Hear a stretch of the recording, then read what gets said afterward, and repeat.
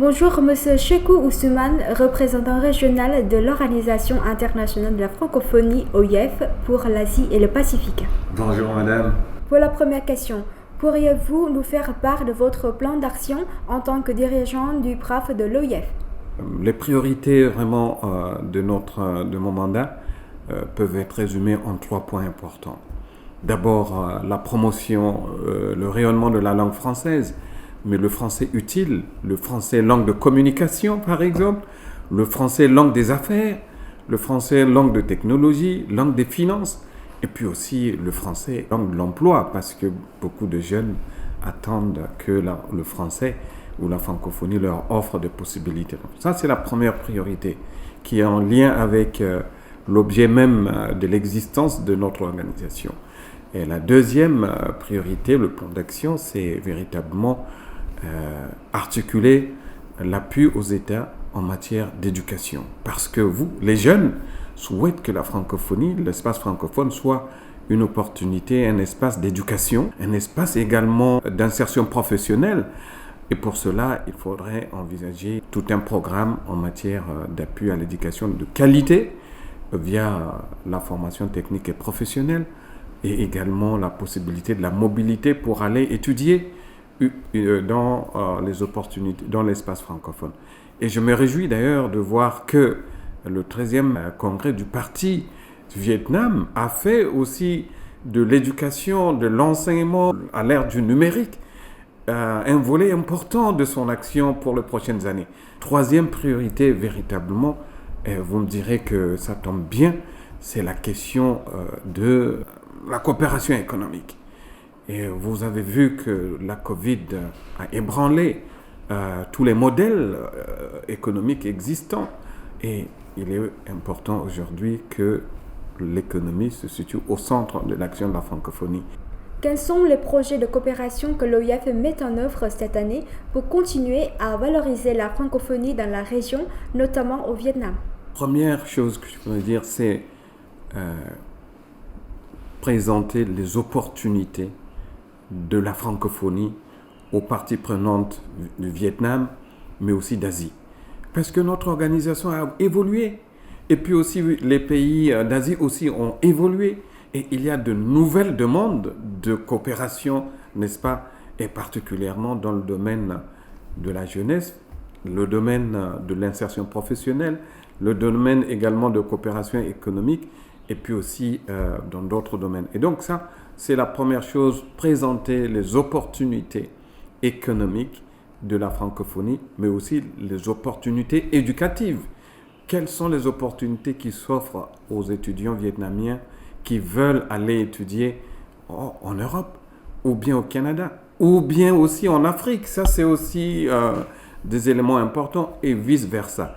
Et c'est pour cette raison que nous travaillons de manière très, très étroite avec le ministère de l'Éducation et de Formation, mais également avec le MOLISA, qui est le ministère du Travail et des personnes invalides en charge de la formation technique et professionnelle. Et pour ça, nous allons renforcer de nouvelles formes de coopération entre les différents acteurs de l'éducation de l'espace francophone. Deuxième agenda important pour cette année, c'est l'agenda international de la francophonie. Comme vous le savez, le sommet de la francophonie, qui a été reporté l'année dernière, pour cette année, va avoir lieu à Djerba, en Tunisie. Et pour cette raison, nous allons préparer, n'est-ce pas, qu'il y ait une bonne participation des acteurs de la région et particulièrement du Vietnam. Et nous avons la confirmation que le Vietnam va participer à ce sommet. Et puis, à côté de ce sommet, il y aura un forum économique important. Ça, c'est l'agenda international. Mais il y a un autre agenda qui va se passer ici au Vietnam. Nous envisageons d'organiser une mission économique un nouveau genre, n'est-ce pas, un nouveau modèle de mission économique. Parce qu'il y a des possibilités de connectivité en matière de commerce et d'investissement qui nécessitent d'être promues.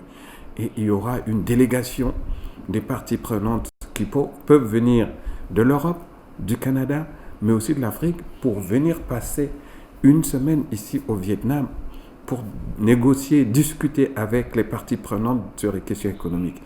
peut-être négocier, signer des accords.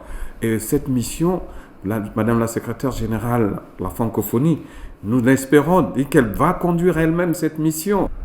La crise sanitaire liée au Covid-19 a des impacts importants sur toutes les activités de la vie socio-économique et culturelle.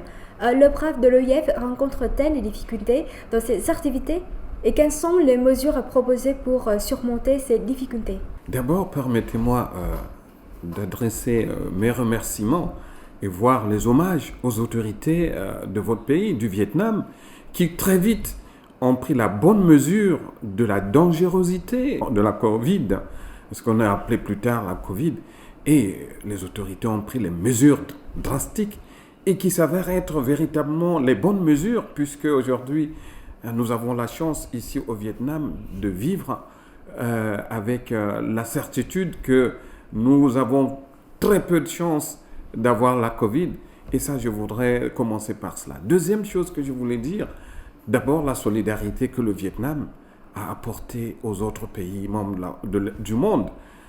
Dans le cadre de la pandémie, le Vietnam a envoyé des kits de tests, a fait aussi don des masques et bien d'autres produits. Et ça, véritablement, nous, ici dans la région, nous avons la chance de vivre ça et d'en témoigner. Alors, notre représentation régionale est obligée de s'adapter, n'est-ce pas, au contexte de la Covid. D'abord, pour qu'il y ait continuité de service. Alors, pour cela, il y a eu des possibilités de faire du télétravail, mais également aussi d'observer les gestes barrières. Mais en plus de cela, chose assez importante pour nous, c'est véritablement la continuité éducative. Et ça, avec le siège, tout un programme d'appui, n'est-ce pas, à la continuité de l'éducation, la formation en ligne a été adoptée et nous avons créé aussi une plateforme d'information sur la Covid dans la région. Et donc, tous les jours, nous informons notre siège et les autres pays membres.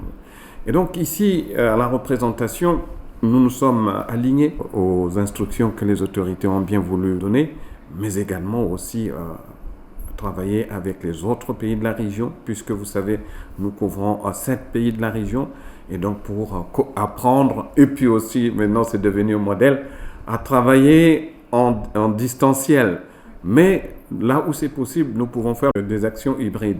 C'est ce qui s'est passé l'année dernière avec le grand forum qui a été organisé avec l'IFI, l'Institut de francophonie internationale, en lien avec le ministère des Affaires étrangères, où nous avons organisé ici un grand événement, plus de 800 participants sur 2 jours, mais aussi d'autres participants qui sont connectés dans une trentaine de pays qui ont suivi les activités de ce forum.